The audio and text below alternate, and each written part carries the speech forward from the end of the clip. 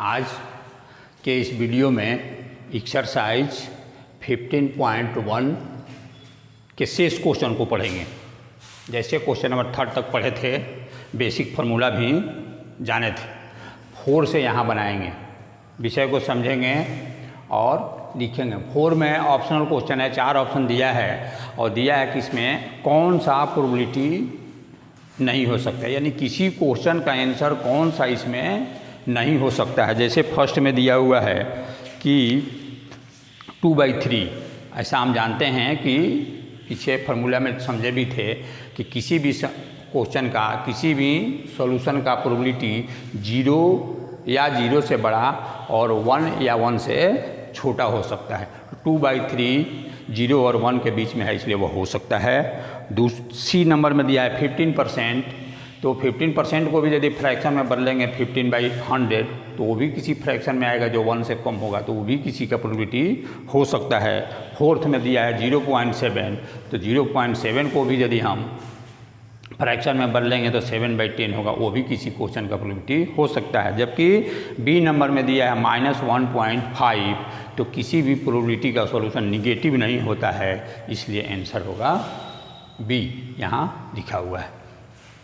Question number 5 में दिया हुआ है कि क्वेश्चन नंबर 5 है कि PE = 0.05, PE दिया हुआ है, नॉट PE निकालना है। प्रोबेबिलिटी ऑफ एन इवेंट दिया है और प्रोबेबिलिटी ऑफ नॉट इवेंट निकालना है। तो फार्मूला में हम सीखे हैं PE और PE नॉट = 1 होता है। इस फार्मूला को लिखेंगे।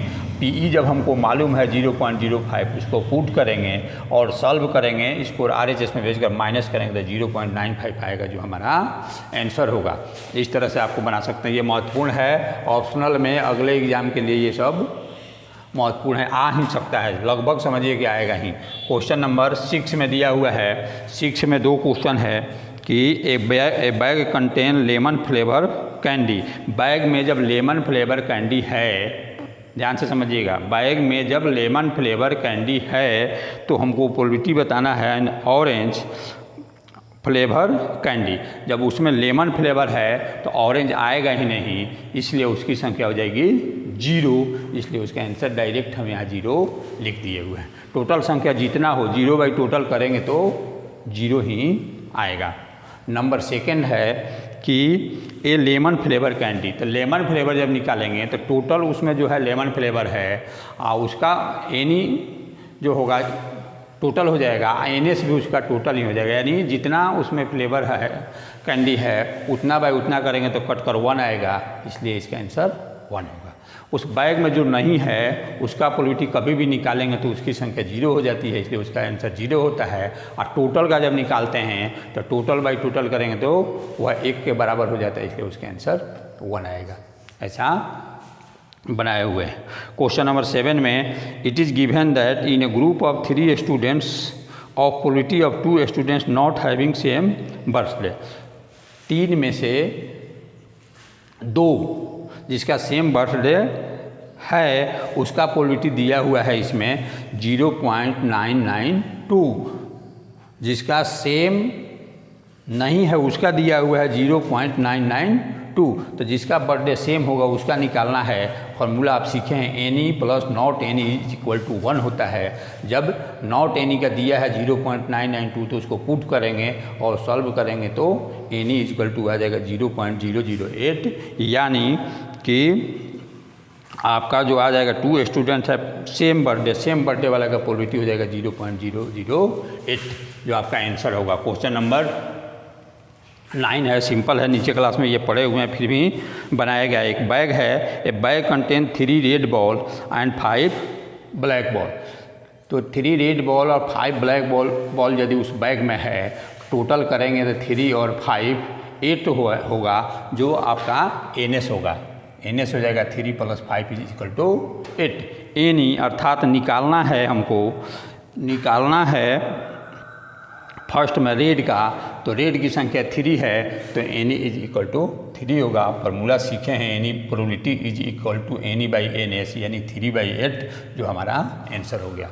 दूसरा में निकालना है नॉट रेड, तो रेड का जब हमको मालूम हो गया, पीछे फार्मूला सीखे हैं पी और नॉट पी इक्वल टू 1 होता है, तो ये एनी का यहाँ वैल्यू रख देंगे, एनी का वैल्यू रख देंगे, यहाँ पी भी लिख सकते हैं। तो यहाँ पी का वैल्यू रख देंगे और तो नॉट पी का आंसर आ सकता है, जो हमारा आंसर होगा। इसको दूसरे तरह से भी बना सकते हैं, क्योंकि उसमें जब रेड है और ब्लैक है तो रेड का हमारा 3 है और ब्लैक 5 है। यदि हमको बताना है कि जो रेड नहीं है उसका प्रोबेबिलिटी बनाइए, तो ऐसे बनाए हैं तो 5 या 8 आएगा। यानी जो रेड नहीं है तो कैसा है, ब्लैक है, तो ब्लैक का प्रोबेबिलिटी भी हम निकाल देंगे 5/8 करके, तब भी हम आंसर तक पहुंच सकते हैं।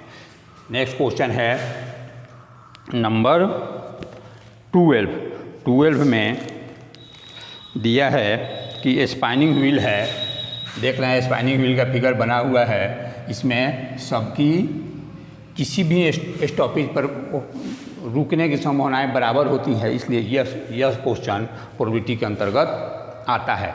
इसमें संख्या आप दिख रहे हैं 1 से 8 तक लिखा हुआ है, उससे रिलेटेड क्वेश्चन आपसे पूछा जा सकता है। इसमें जो दिया है 4, इसके अलावा भी अन्य क्वेश्चन आप बना सकते हैं या एग्जाम में भी बनाकर पूछ सकता है। जैसे फर्स्ट में है NS लिखे हुए हैं 8, जब टोटल स्टॉपेज है 8 तो NS होगा प्रत्येक स्थिति में 8। फर्स्ट क्वेश्चन है कि 8 पर ही रुकेगा, तो 8 पर रुकने वाला स्टॉपेज है 1, एक स्थान वैसा है जहाँ पर 8 लिखा हुआ है तो एनी हो जाएगा 1। प्रोबेबिलिटी इज इक्वल टू होता है NE/NS, यानी 1/8 हमारा आंसर हो जाएगा। नंबर 2 नंबर क्वेश्चन है कि एन ऑड नंबर, उसमें से ऑड नंबर खोज लीजिए, कौन कौन ऑड नंबर हो सकता है। तो ऑड नंबर 1, 2, 3, 4 यहाँ लिख सकते हैं 1, 3, 5, 7, यानी 4 है तो एनी हो जाएगा 4। NS हमको पहले से मालूम है 8, तो प्रोबेबिलिटी NE/NS करेंगे यानी 4/8 करेंगे तो हमारा 1/2 आंसर आएगा। नंबर 3 है कि ए नंबर लेइंग बिटवीन 2 एंड, गलती हो गया, ए नंबर ग्रेटर देन 2, 2 से बड़ा, तो 2 से बड़ा संख्या इसमें गिनेंगे 3, 4, 5, 6, 7, 8, 3, 4, 5, 6, इसकी संख्या है 6, यानी एनी हो गया 6, NS मालूम है तो 6/8 करके हम आंसर तक पहुंच सकते हैं। चौथा और इसका अंतिम है कि ए नंबर लेस देन 9, 9 से छोटा, तो 9 से छोटा सब है, जितना इसमें दिया हुआ है सब 9 से छोटा ही है, जो तो टोटल संख्या हो गई एनी भी 8 और NS भी 8, तो प्रोबेबिलिटी निकालेंगे P इक्वल टू 8/8 यानी 1 आंसर हो जाएगा। नंबर 13 भी बनाएंगे।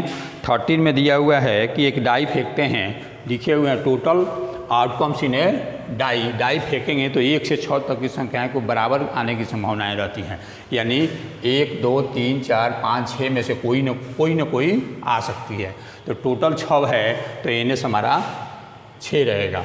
जिसमें फर्स्ट क्वेश्चन है कि ए प्राइम नंबर के डिफिनीशन के अनुसार 2, 3, 5 जो किसी से नहीं कटता है, केवल एक से और अपने से कटता है वही प्राइम नंबर होता है। तो इस टोटल में देखिएगा 2, 3 और 5, क्योंकि 1 न तो प्राइम है और न ही कंपोजिट है, तो एनी की संख्या हो गई 3, NS का 6, फार्मूला लिखेंगे और 3/6 निकल काटेंगे तो आंसर तक पहुँचेंगे।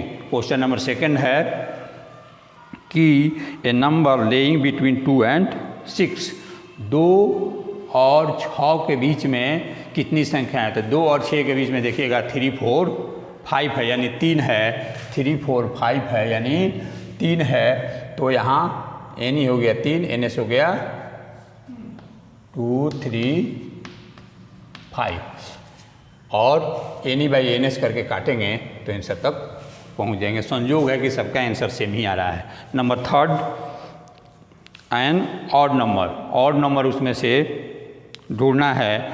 ऑड नंबर वही होता है जो किसी से, जो 2 से नहीं कटता है, 2 से नहीं कटता है सो ऑड होता है, तो 2 से नहीं कटने वाला है 1 3 5, इसकी भी संख्या है 3, 1 3,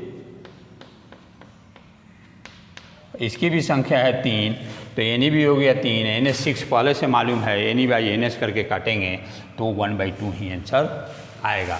इस तरह से आप इस पर आधारित एग्जाम्पल भी बना सकते हैं। एक्सरसाइज का पूरा अभ्यास करेंगे, शेष जो 1-2 समस्या है उसको अगले वीडियो में डालेंगे। इसमें समस्या होने पर आप व्यक्तिगत व्हाट्सएप से पूछ सकते हैं।